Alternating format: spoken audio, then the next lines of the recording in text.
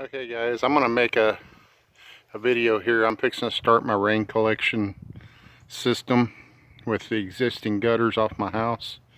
I've got about 2,000 square foot of roof there, which will get me about 1,200 gallons of water every time it rains an inch. So I'm going to route that gutter and the gutter on the back of the house and put a pipe along this side to join them together. And then after I join them together, I'll bring the pipe down there and bring it into the ground and bring it over inside the barn, which will be where my storage tanks are going to be. I'm going to start off with a 5,000 gallon capacity, and I'll probably upgrade it to about 10,000 before too long. I just don't have the money to buy all 10,000 gallons worth of storage right now. I'm going to buy two 2,500 gallon tanks and put them in the barn there. Anyways, I'm about to get started on it, so anyways, we'll let you know how this all goes, and I'll take some more footage after I get some of it done. Tell you what I did. Oh guys, I got my piping up and hooked up to the gutter now, and I've got my first flush diverter and my leaf eater where it'll filter out all the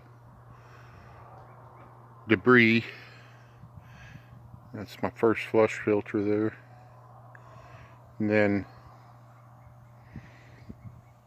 this is the piping that runs over, and I've already buried part of it. It goes into the barn there. And anyways, that's what it looks like.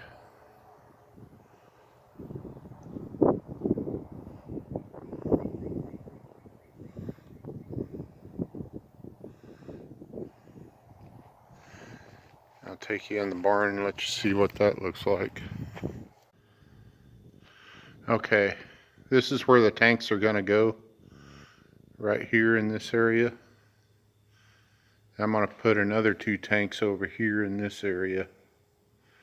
I've got some dirt I've got to remove, because there's the tank. The tank is 7'2" where the water inlet is, and I don't know if you can see it, but I've got some white marks on these poles of where the water level is on the pipe. That's the pipe coming in from the system over there, and that's also my water lines that's going to run back over to the house. But anyways,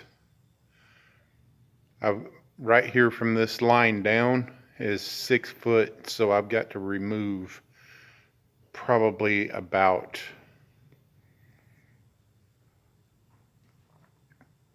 a foot, a little more than a foot of dirt out of here. And then I'm going to put that tank, and then I've got another tank over there. Okay guys, I got my tank installed, got the water hooked up to it. Still don't have the pump hooked up to where I'm pumping water over to the house yet. But there's one tank in, and there's the other tank. And these are the ball valve control boxes. And those 2 pipes sticking out of the ground are the ball valve control boxes over there on those for my 1 and 3, and then those 2 are my 2 and 4 tanks. And then there's my overflow. So if the system fills up, the overflow will run down and out over there, out of the barn. So anyways, this was just an old storage barn that we were using for our junk. And I figured we might as well use it to store water and get off the city water. Start drinking some good well water, good rainwater. So anyways, that's what it looks like for now. I still got a bunch of dirt that I dug out that I might have to fill in around the tanks and fill up the pipe ditches. And anyways, and then the rest of the dirt I'll just have to remove and scatter it around the property. Anyways, that's what it looks like so far. Bye. Hey guys, I just wanted to do a video on these vents here because I couldn't find anything on these vents on whether they were bug proof or not. And so what I did was I popped that little blue piece out on there, and sure enough, it's not bug proof. So you have to bug proof these things if you're going to be drinking the water. But anyways, what I did was I popped it out and then I stuck screen in the hole and then just jammed that plastic piece back down in there, and it's a bug proof vent now. So I just thought that might be helpful for somebody out there because I couldn't find anything on it and whether those vents were bug proof or not, and now they are. Bugs can't get down in there. They may be able to get down in there, but they're not going to get past that screen. Anyways, just thought that might be helpful for somebody. Hey guys, just wanted to show you all the final hookup of my pump and how that all worked out. I got the pump and the electrical and the inlet and outlet lines and all that hooked up, but the inlet from the water runs out the bottom of the tank there. Those are the two cutoff valves. One's going to be for a future tank, and then that one's for that tank.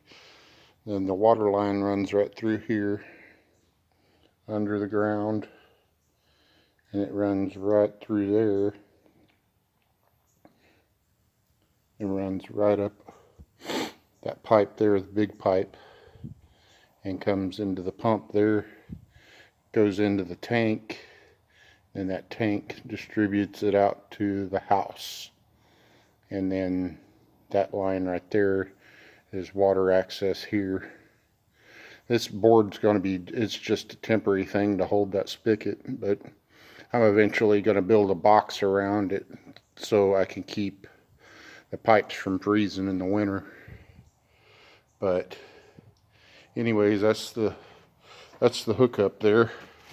And then I wanted to show y'all what all I did here. The water comes up out of the ground there. There's a check valve. That's a check valve right there to keep the water from backflowing. Then you have a ball valve to be able to cut the system off if you need to. That goes into a T where I've got a removable cap there to where I can prime the line if I need to. And then that pipe goes over into the pump here, and then it comes out to this ball valve, which shuts off the water supply to the house if I need to, or if I need to work on the spigot line or something.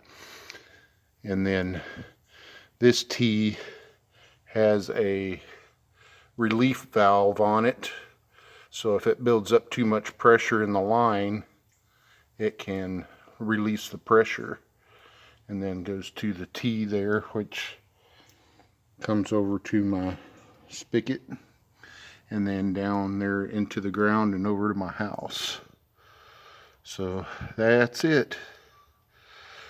Hope somebody finds it informative and hope it helps. I know a lot of YouTube videos has helped me figure out what I wanted to do. But anyways, you guys have fun.